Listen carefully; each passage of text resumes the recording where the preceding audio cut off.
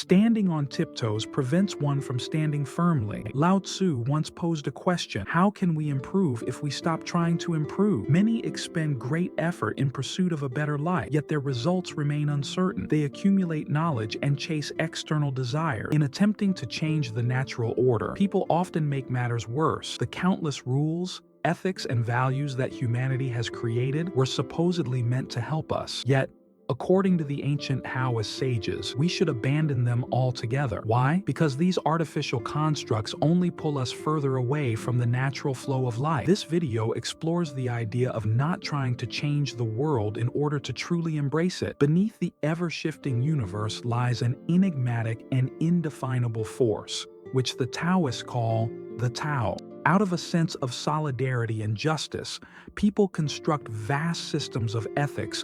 They attempt to make things function while unknowingly building their own cage. Now, let's discuss the idea of trying. This concept closely aligns with the flow state. When in flow, a person becomes the act itself, like a dancer merging with the dance. In the context of this discussion, the translation non-doing or doing nothing is more fitting. At face value, doing nothing is often regarded as unproductive, a stagnant state in which no progress occurs. But Taoist philosophy suggests otherwise. When we recognize that the universe is in constant motion, always shifting and entropic, we realize that progression is inherent in the natural flow of life. Time and again, we engage in behaviors that Taoists consider unnatural. For instance, we reject poverty while pursuing wealth and fame. We resist loneliness while craving connection. In striving to eliminate the former and maximize the latter, we forget that one cannot exist without the other. How can we apply these ancient philosophies to the modern world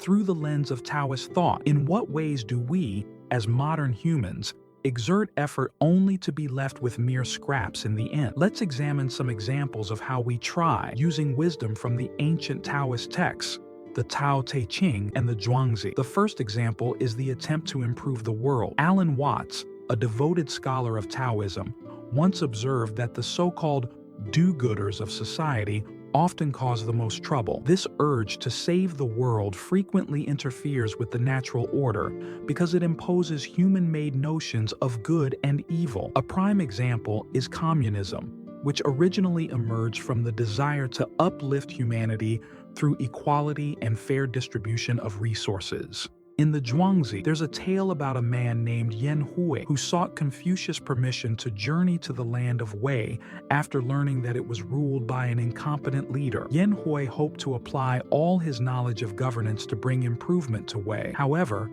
Confucius advised against it, not just because the stubborn ruler of Wei was unlikely to listen, but also because people generally resist outsiders who impose their views from a place of moral superiority. As Confucius put it, and I quote, "If you do not understand men's minds, but instead appear before a tyrant and force him to listen to sermons on benevolence and righteousness, measures and standards, it only deepens division, fuels conflict, and rarely leads to meaningful, lasting change." As Lao Tzu writes in the Tao Te Ching, "Do you want to rule the world and control it? I don't think it can ever be done. The world is a sacred vessel, and it cannot be controlled. You will only make it worse. If you try, it may slip through your fingers and disappear."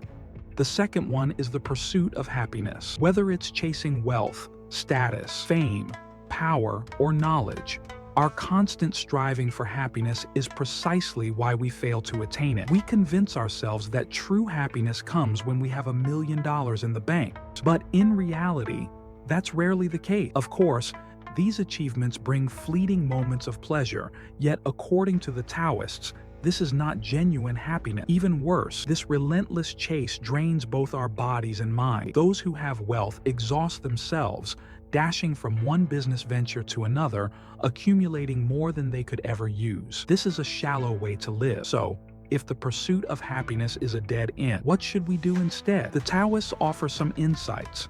But before we delve into those, let's examine the third point, the urge to become something other than what we are.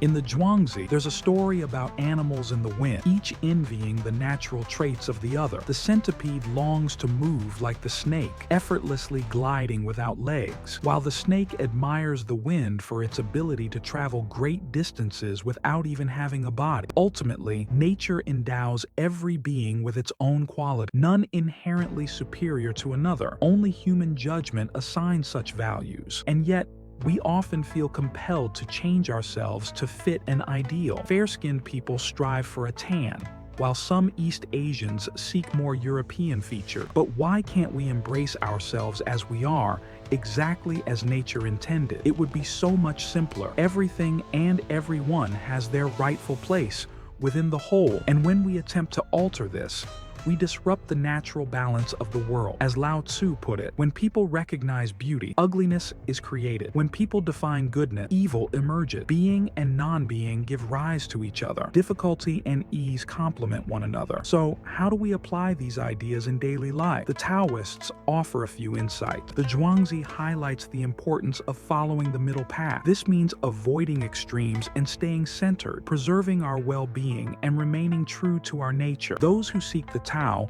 let go of something new each day. Rather than confining ourselves within a rigid belief system, we release our grip, maintain an open mind, and allow the universe to reveal itself as it truly is. Any attempt to alter nature is in vain, just as constructing artificial frameworks only distorts our perception of it. It is only in this emptiness that we become receptive to the Tao, or, from a theistic standpoint, what one might call God. Within this space of surrender, we find contentment, and in contentment lies true happiness. Taoists refer to this as the fasting of the heart. By discarding something each day, they ultimately reach a state of Wu Wei, effortless action, whereby nothing is forced, yet nothing remains undone. Thank you for watching.